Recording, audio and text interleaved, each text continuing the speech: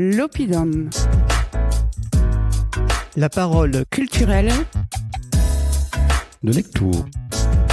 Bonjour Emmanuel Gardeil, bienvenue dans ce podcast de Lectoure. Chanteur lyrique, metteur en scène, directeur artistique, comment résumeriez-vous votre parcours et votre lien avec la scène ? Moi, mon lien avec la scène, il est arrivé assez tôt dans ma vie, puisque mon père, Jean-François, était baryton, était metteur en scène, donc j'ai pu depuis tout petit observer des productions. Puis rapidement, je suis devenu, au sein de la compagnie qu'il a créé Chant de Garonne, j'ai été accessoiriste, puis assistant, et puis voilà, je voyais un petit peu comment ça se passait, ça m'intéressait beaucoup. Puis j'ai attendu la mue, et puis j'ai eu envie de chanter également, donc j'ai eu pendant une dizaine d'années, mon métier c'était chanteur, baryton, et parallèlement à ça, j'avais quand même un peu commencé quelques mises en scène, ça m'a beaucoup plu, et depuis un peu plus de 10 ans maintenant, je ne fais que de la mise en scène. Ayant grandi dans le chant lyrique, vous avez travaillé jeune avec la compagnie Chant de Garonne. Pourquoi passer de l'interprétation à la mise en scène ? C'est une très bonne question. Je trouvais que c'était assez lié. En même temps, on peut tout à fait rester interprète. Moi, j'y trouvais pas tout à fait mon compte parce que on me dirigeait. Je trouvais ça intéressant, mais j'avais envie de prendre en main en fait un petit peu. Et puis également parce que j'avais envie aussi de réécrire certaines parties pour les textes parlés. J'avais un peu envie de m'emparer des fois des ouvrages pour avoir une vision globale. J'ai été très content de faire certains rôles qui sont passionnants, mais on s'occupe de son rôle et j'avais un peu envie de faire un zoom arrière et voilà, de pouvoir un petit peu m'amuser avec tous les collègues. Quels principes guident vos choix artistiques pour adapter un opéra classique aujourd'hui ? Là, ça dépend vraiment de l'ouvrage. Ça dépend un petit peu ce qu'il dégage, parce que j'ai pas d'idée fixe pour forcément moderniser un ouvrage. Je fais pas forcément quelque chose de contemporain. Il me semble, je sais pas, comme exemple, par exemple, Don Giovanni, pour moi, il faut vraiment que ce soit empreint d'Espagne, voilà, XVIIe siècle, etc. Donc, pour l'instant, j'avais envie de rester d'époque, mais par exemple, comme... prenons La vie parisienne d'Offenbach, par exemple, qui à l'époque était vraiment un ouvrage contemporain, qui prenait vraiment les codes du jour. Ça peut être très intéressant d'ailleurs, d'essayer de retrouver les codes de l'époque, mais moi, mon angle avait plutôt été de me dire comment Offenbach, s'il était né à notre époque, il aurait créé une vie parisienne de notre époque. Donc c'est plutôt ça, et ensuite il faut s'adapter un petit peu au style, au caractère et l'humour qui peut pareil s'adapter. On voit bien un sketch vieillit vite, et certains qui étaient des maîtres et au bout de 30 ans tel quel, un sketch commence à avoir un tout petit peu... peut avoir vieilli, mais il faut imaginer que s'ils étaient arrivés 30 ans plus tard, ces génies auraient eu des codes un tout petit peu différents. Donc voilà, ça c'est s'adapter en fait. Pourquoi la pédagogie et la démocratisation de l'opéra sont-ils importants pour vous ? Alors, la pédagogie, on peut l'avoir dans deux sens différents. D'abord par rapport aux interprètes. Ça, c'est vrai que c'est... parce que j'ai repris la direction de Chant de Garonne qu'avait créé mon père. Et ça a toujours été intrinsèquement lié entre de l'interprétation, de la création de spectacles, mais aussi mettre le pied à l'étrier à de jeunes interprètes qui ont très peu d'expérience, parfois pas d'expérience, et il leur faut ce bagage. Donc moi, j'ai toujours vu un petit peu comme ça une production. J'en ai très rarement fait où je n'avais que des routiers, comme on dit. C'est toujours des gens qui avaient quelque chose à apprendre, et justement alors de leur père, avec des collègues un peu plus expérimentés, et c'est sur une production, et puis ça peut aller très vite. Donc il y a cet aspect au niveau de l'interprétation. Ensuite, il y a la pédagogie par rapport au public qui est très importante, parce que l'opéra n'est plus et je compte aussi l'opéra comique, l'opérette, n'est plus le divertissement populaire que ça a pu être. Donc on a énormément de gens dans le public qui viennent pour la première fois. Tous les ans, j'ai des gens qui viennent pour la première fois. Je suis ravi qu'ils fassent ce pas, mais quand ce sont des adultes ils peuvent s'adapter assez vite, surtout si l'ouvrage a été bien choisi. Quand ce sont un public plus jeune, des enfants, des adolescents, c'est important qu'ils aient certains codes parce qu'il y a des choses qui peuvent être déroutantes, notamment la voix lyrique chantée. On essaye que ça soit le plus intelligible possible, mais ça altère forcément un tout petit peu la compréhension du texte. Un enfant ou un adolescent peut être dérouté si on lui a pas expliqué, écoute, c'est normal, si tu comprends pas tel ou tel mot, raccroche-toi, ça va venir, etc. Donc c'est important qu'il côtoie et qu'il découvre, et puis en plus qu'il découvre qu'on peut chanter, par exemple, c'est idiot de dire ça, mais qu'on peut chanter très très fort sans micro. Et pour la démocratisation de l'opéra, qu'est-ce que vous en pensez ? C'est de toute façon, tout ce qui est démocratisation, c'est bien. Je pense qu'il faut arriver à ce que ce soit pas que démocratisation reste un mot noble et pas abaissons-nous au niveau de ceux qui ne connaissent absolument pas, parce qu'on va être dans une mauvaise énergie. Par contre, avoir toujours conscience qu'il y a des gens qui vont découvrir, et évidemment, c'est très important que l'opéra ne soit pas synonyme de place extrêmement chère, très compliquée. Il faut aller réserver, il faut aller absolument dans une très grande ville, c'est codé, je ne sais pas comment il faut arriver, est-ce qu'il faut arriver en smoking pour aller voir un opéra, est-ce que je vais comprendre, c'est un opéra en allemand de 5 heures, est-ce que je vais comprendre, est-ce qu'il y aura des sous-titres, c'est important de leur dire... mais j'allais dire, c'est un peu comme McDo, venez comme vous êtes. Si on choisit bien l'opéra qu'on va voir pour la première fois, normalement tout se passera bien. Mais c'est vrai que, notamment dans le Festival des Nuits Musicales en Armagnac, dans lequel je suis bien impliqué et qui a pour fief principal Lectoure, par exemple, le prix des places, on essaie que ce soit le moins décourageant possible.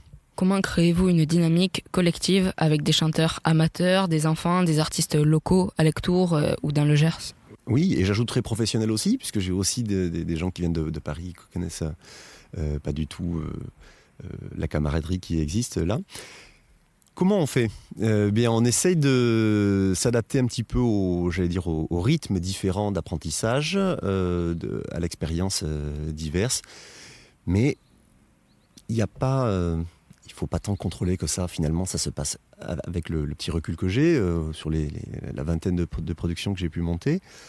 Mais ça se passe bien, naturellement, parce que pour les professionnels, ce qui est chouette, c'est qu'ils voient des amateurs qui sont passionnés, alors peut-être un peu plus maladroits, un peu plus lents, etc., mais qui ont envie, et pour eux, c'est nouveau, l'opéra, et pour eux, c'est rafraîchissant parce que eux, c'est devenu un job, et puis donc, un travail, c'est pas toujours, c'est finalement pas toujours rigolo. Alors, ça leur réveille et ça leur repince. Ils se disent, mais oui, mais je comprends pourquoi j'étais passionné d'opéra il y a 10 ans, et donc ça leur donne une petite jeunesse. Et à l'inverse, par contre, pour les amateurs qui croient avoir un petit peu compris comment ça marche, etc. Et puis c'est pas grave, on va répéter un peu plus pour moi, etc., etc. Ils se rendent compte qu'il faut se mettre au niveau des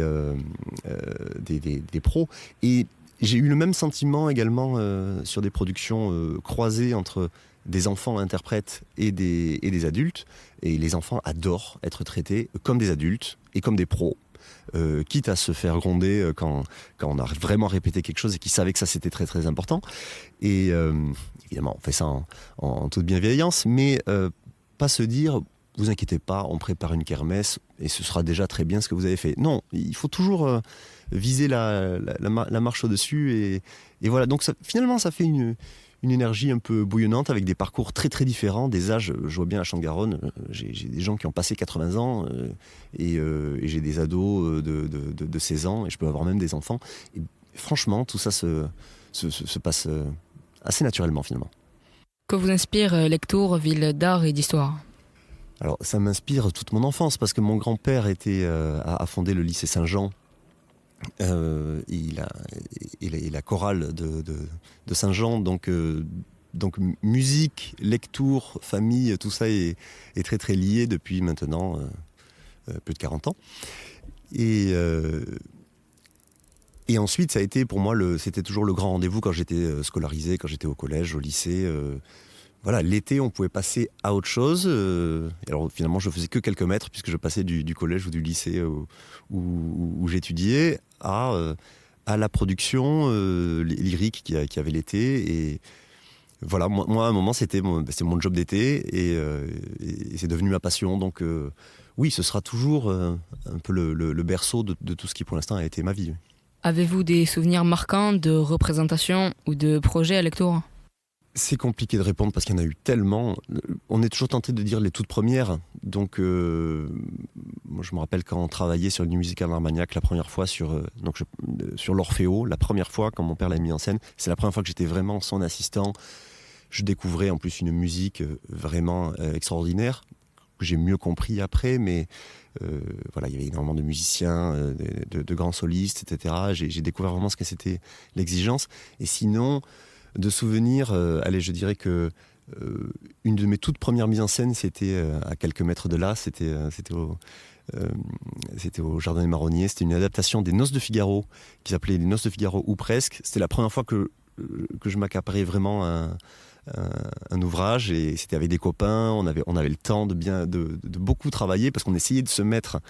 On a tenté, je dis pas qu'on est arrivé, mais de se mettre au niveau de ces chefs-d'œuvre. Et voilà. Et là, ça a peut-être été pour moi un germe de bon, plus tard tu t'orienteras plutôt vers la mise en scène que finalement soliste. Et ensuite, ça a continué. J'ai eu beaucoup de rendez-vous.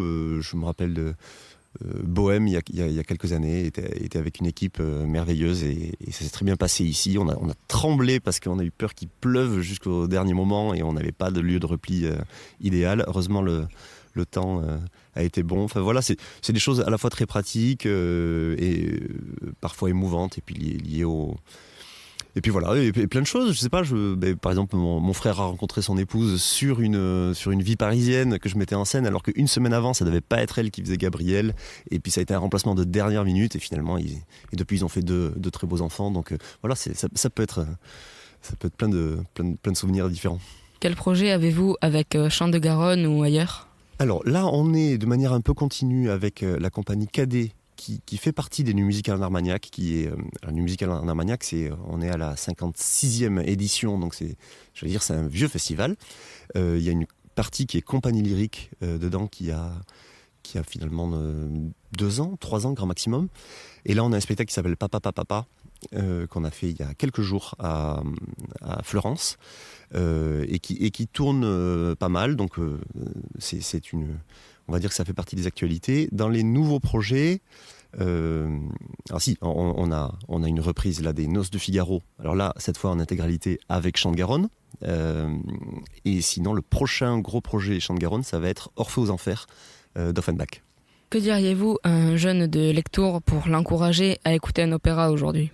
Mais qu'il arrête de croire que c'est extrêmement cher, parce que d'abord, franchement, c'est pas le cas. Et au New Musical, on fait vraiment des tarifs jeunes, toujours à moitié prix. Mais qu'il enlève des a priori. D'ailleurs, je pense que ça y est, on a un peu passé un cap. Avant, c'était « Ah oui, non, c'est mes parents qui écoutent ça ». Maintenant, on est tellement passé dans une non-connaissance de l'opéra que même les parents, de toute façon, ne l'écoutent pas.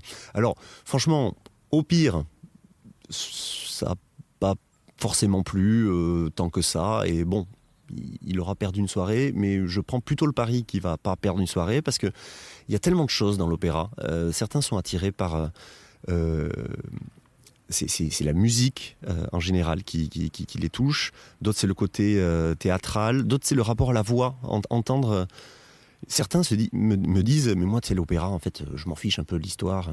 Puis tu te décarcasses à essayer de faire une mise en scène sympa, mais au fond, c'est pas forcément ça. Moi, ce qui m'intéresse, c'est les voix de ténor, parce que j'aime entendre l'énergie d'un aigu, ou alors, mais moi, j'aime le côté caressant d'une voix de mezzo, etc. Donc, chacun vient piocher un truc différent. Opéra, pourquoi ce terme ? Ça veut dire œuvre, mais parce que ça veut dire œuvre totale. C'était une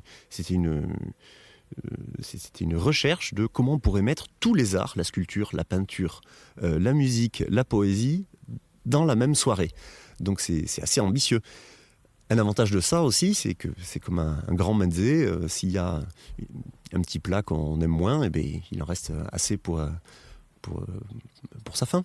Donc franchement, tentez, j'ai envie de leur dire, mais pourquoi pas ils auront tout le temps de revenir sur leur podcast ou sur les liens YouTube qu'ils ont. Voilà. Et puis encore une fois, c'est d'une manière générale, c'est le spectacle vivant. C'est super, moi aussi je suis consommateur de séries, de films, de sketchs sur YouTube, bien sûr. Mais il y a un plaisir particulier à voir quelque chose qui va se passer maintenant et qui ne sera pas exactement, même sur le même spectacle, la même chose le lendemain. On ne sait pas ce qui peut arriver. Un oiseau qui débarque, un aigu qui est raté, un qui est arrivé en retard, mais ça a créé quelque chose de génial finalement. C'est venir partager quelque chose, parce que sans public, il n'y a pas de spectacle vivant aussi. Donc c'est un moment particulier. C'est pas un truc où on peut mettre pause et se faire un café et revenir. C'est quelque chose à vivre. Emmanuel Gardeil, merci beaucoup pour cette interview. Merci.